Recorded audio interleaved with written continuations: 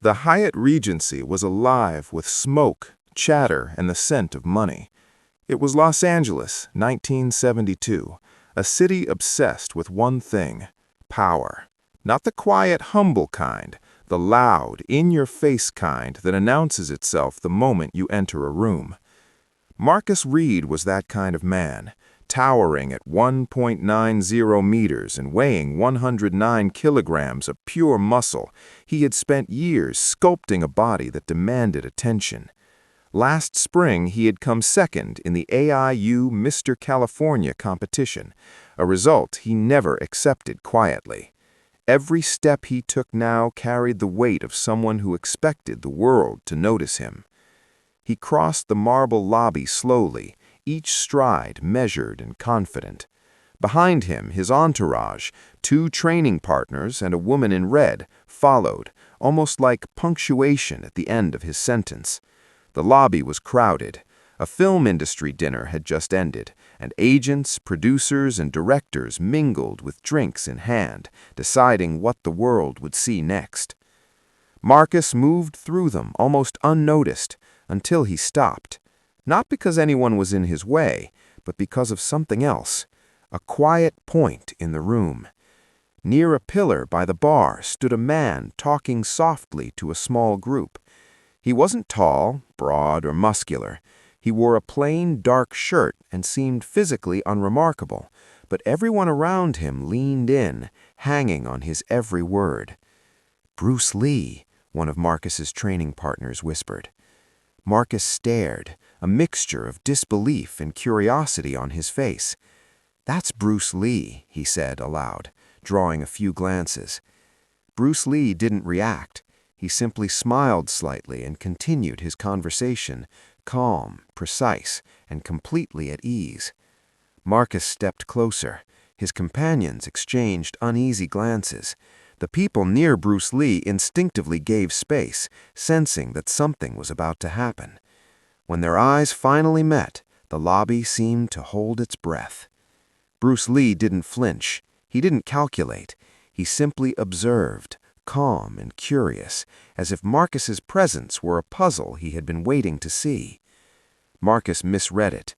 He tilted his head, scanning Bruce Lee's frame, as if measuring him for the first time. Then he smirked and spoke loud enough for the circle to hear. "You're the guy everyone talks about. Just skin and bones, no strength." Gasps filled the room. Some laughed nervously, but Bruce Lee didn't react immediately. He held Marcus's gaze for a long moment before a small, knowing smile appeared, quiet, deliberate, impossible to misinterpret. Then he spoke, just 3 words. "Do you want to find out?" The lobby froze. Marcus's confidence wavered just for a fraction of a second. Before he could respond, Bruce Lee moved. It was subtle, almost imperceptible, but it was devastatingly precise. Marcus's hand, meant to press against Bruce Lee's shoulder as a show of dominance, was redirected effortlessly. There was no hit, no forceful strike, no theatrics, just a gentle, perfect movement that shifted the entire motion, leaving Marcus off balance. 6 seconds, that's all it took. A brief moment, yet unforgettable. Bruce Lee's movements weren't about power. They were about control, timing, and mastery. And in those 6 seconds, everyone in the room understood. Strength isn't measured in muscle. Some lessons can't be taught. They can only be shown. Bruce Lee placed his right hand, fingers open, against the center of Marcus Reed's chest, just above the heart. He didn't push hard. It wasn't brute force. A child could have done the same.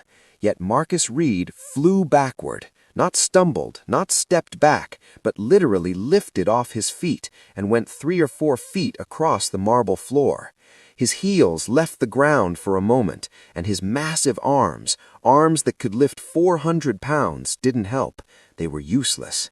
He crashed against the marble pillar behind him with a dull thud and froze there, trying to make sense of what had just happened. All his life, Marcus had measured strength in muscle, in pounds, in sheer effort. Football, weightlifting, sparring, he had felt power before. But this wasn't strength as he knew it. It was something else entirely. Precision, physics, timing, and a mastery he couldn't name, a force that wasn't about muscle at all. The lobby went silent. Not the polite fake silence of a room politely noticing something. No, this was real, unthinking silence. Cocktail glasses froze mid-air, laughter cut off abruptly, people's eyes fixed on the pillar. Even Marcus's training partners didn't move. They couldn't look at Bruce Lee, couldn't look at each other. They didn't want to see their own shock mirrored back. Bruce Lee lowered his hand slowly, calmly, like a surgeon putting a tool back on the tray after a perfect procedure. No triumph, no mockery, no celebration, just quiet recognition. His expression didn't change. His faint smile stayed the same. It was the smile of someone teaching a lesson that doesn't need words. Marcus exhaled a long, involuntary breath. His arms dropped to his sides. His jaw moved silently as he tried to process the impossibility of what had just happened. His training partners remained frozen, unsure what to do. The woman in the red dress watched Bruce Lee, captivated and confused, entirely removed from Marcus's world. And then Bruce Lee turned back. Not dismissively, not in arrogance, just returned to the conversation he had been having, as if nothing had happened. He picked up his glass, sipped, and continued speaking with the same calm, precise tone about water, yielding, and the difference between force and flow, as if 6 seconds of total mastery had never disrupted the lobby at all. Marcus Reed didn't walk away. He didn't laugh, didn't try to cover the moment with arrogance or bravado. He just stood there, staring at Bruce Lee, truly watching him, as if trying to understand a new reality that had just been placed before him.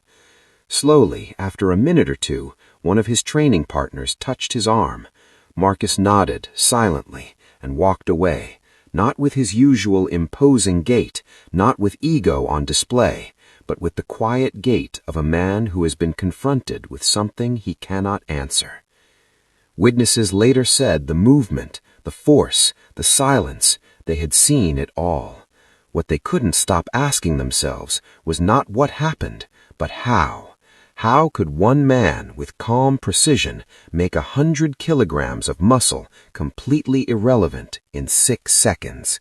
How could a man weighing 72 kilograms move someone over 100 kilograms with a single open-handed push and without seeming to exert much force?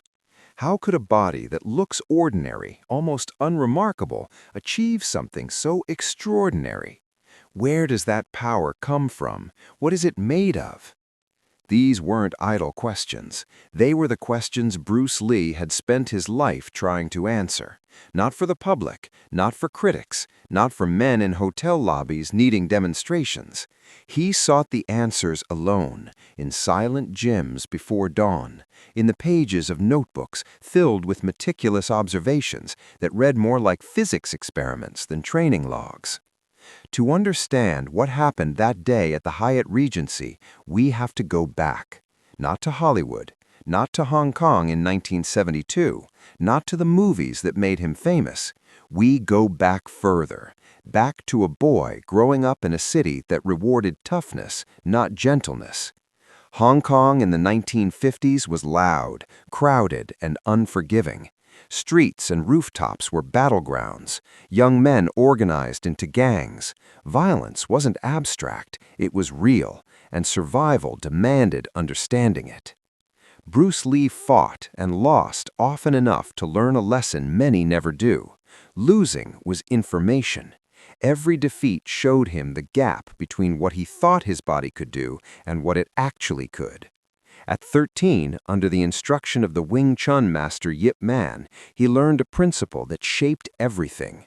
Most men fight with their muscles. You must fight with your structure.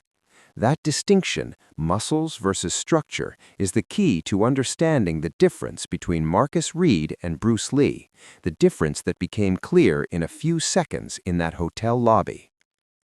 Muscles are engines. Bigger engines generate more power in a specific direction under certain conditions. Marcus Reed had spent years building huge engines, and they were impressive. On a stage, under the spotlight, in controlled competitions, they were unmatched. But an engine is only as effective as the frame that channels it. Alignment matters, how joints, bones, and points of force transmission interact. This is not something a gym can teach. It's invisible, built in silence, through repetition of tiny, precise movements over years. Bruce Lee had spent 19 years refining this jing, a word with no exact English equivalent. It's best thought of as refined, distilled power, strength channeled perfectly, stripped of anything unnecessary.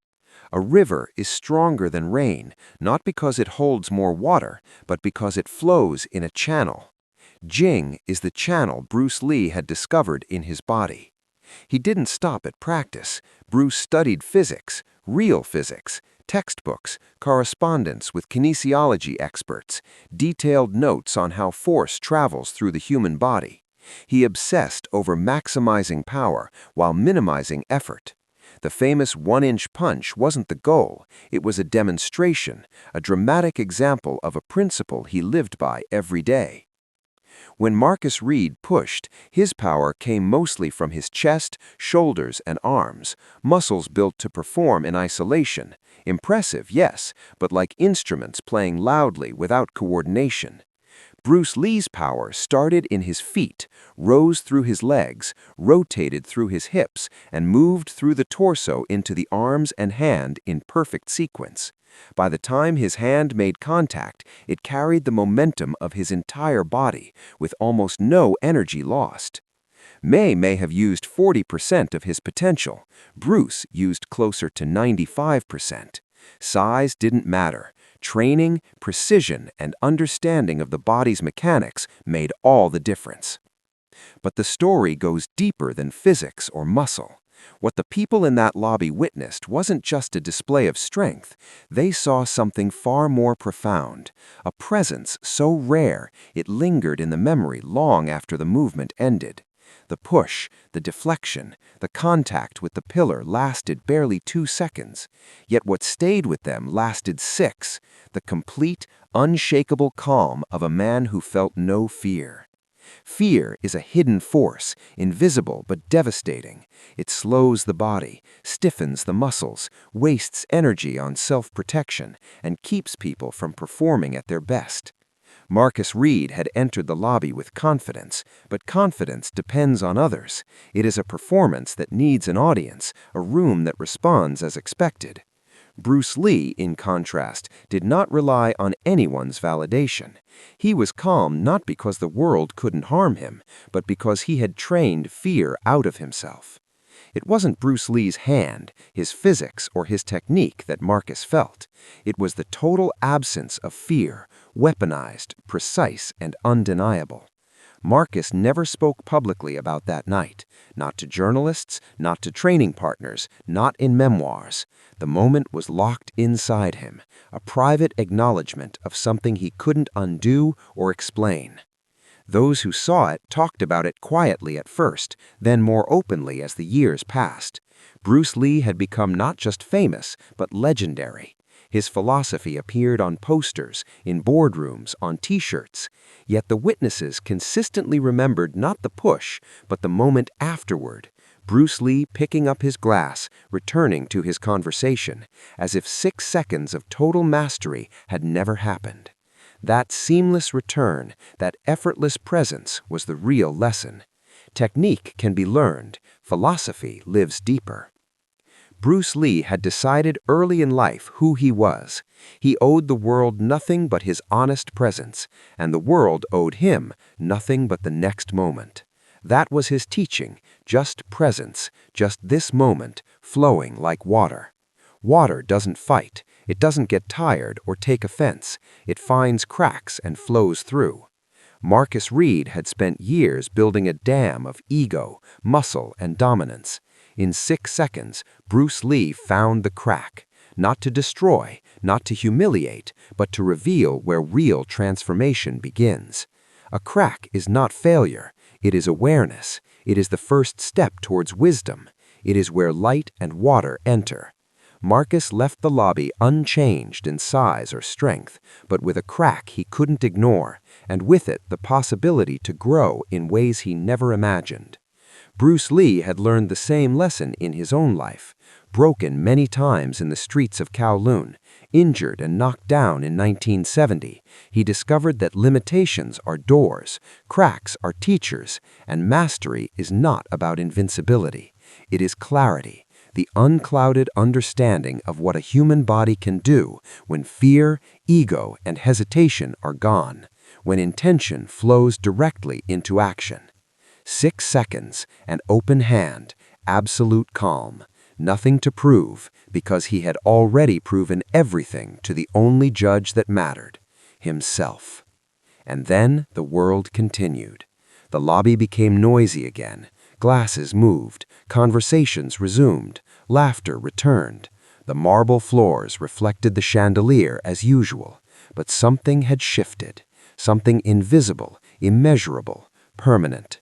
The true lesson had been delivered.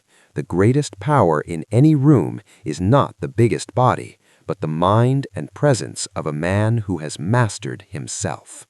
Bruce Lee walked through the lobby, calm, effortless, like water.